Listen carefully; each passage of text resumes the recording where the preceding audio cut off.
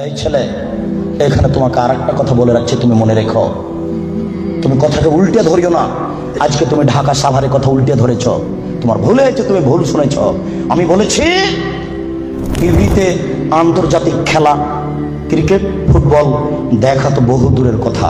আমি বলেছি আন্তর্জাতিক খেলা টিভিতে দেখা তো বহু দূরের কথা, আন্তর্জাতিক খেলার গল্প যেখানে চলে সেখানে বসে থাকাও হারাম। দেখি কোন মায়ের বেটা এই ফটোকে উল্টে ধরতে পারে। আর তোমার বাড়ির উপরে, 5তলা বাড়ির উপরে অনেকগুলি পতাকা, তার একটা হচ্ছে ব্রাজিলের পতাকা। তুমি ব্রাজিলকে চিনো কে? তুমি কি ব্রাজিলকে চিনো কে? আচ্ছা, তুমি কি কোনোদিন ভেবেছো ব্রাজিলকে? তোমার বিদ্যা তো নেই, তোমার কি একটু বুদ্ধিও নেই? তুমি কি মানুষই নও? রাজশাহী চাঁপাইনবাবগঞ্জের ভাষাতে তুমি কি অমানুষ?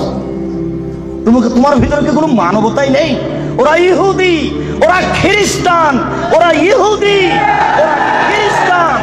শোনো, যদি তারা শোনে যে তুমি পায়খানায় পড়ে গেছ তাহলে অট্ট হাসি দিবে, আর যদি তোমাকে পাশে পাই তাহলে তোমার মাথার উপরে লাথি মারবে, আর যদি তোমাকে পাশে পাই তাহলে আরো 3 বালতি পায়খানা তোমার মাথার উপরে দিয়ে দেবে।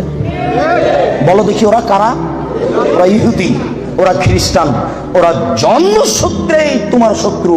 ওরা বলছে তোমার নবী ভুয়া, মুহাম্মদ সাল্লাল্লাহু আলাইহি ওয়াসাল্লাম ভুয়া নবী। নবী হলে আমাদের মধ্যে থেকে হবে কেন? ইব্রাহিম আমাদের, সুলাইমান আমাদের, দাউদ আমাদের, মুসা আমাদের, ঈসা আমাদের, ইয়াকুব আমাদের, ইউসুফ আমাদের, সব নবী আমাদের।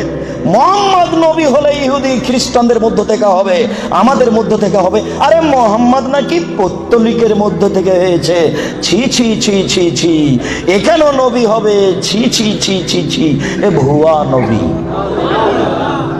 তুমি তার পতাকা মাথার উপরে তুলো কাপুরুষ। তোমার বিদ্যাকে আমি কবর দিতে এসেছি, তুমি মনে রেখো তোমার আমি কিছু না কিছু উপকার করবই করবো ইনশাআল্লাহ। শুনুন, দুনিয়াতে